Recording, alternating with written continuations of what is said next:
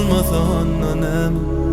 gözlüğümde barçağa mecbur ediyen meni yılgırmana gülmegime sen sebep yerdok yıllara bile yerda dillerim bile men zep olmacak gülüsü uy bile ayt demesen meni deleden her varımda söyleyen teleden ayt demesen men deleden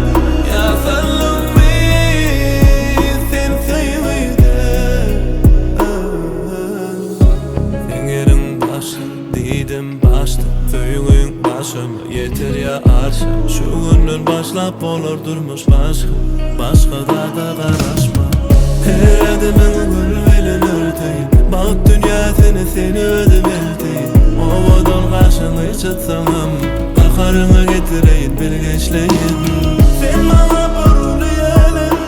Sen elin ovadın dünyanın Anandan sonra ya sen kaptın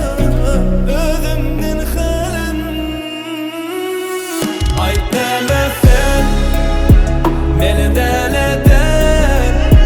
Her varımda söyleyen teleden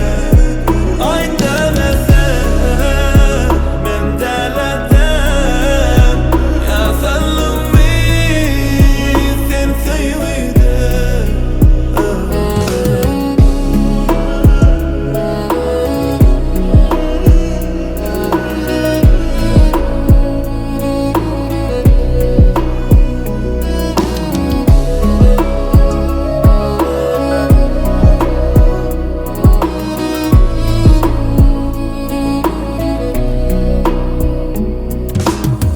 Her adımın gülüyle örteyim Bak dünya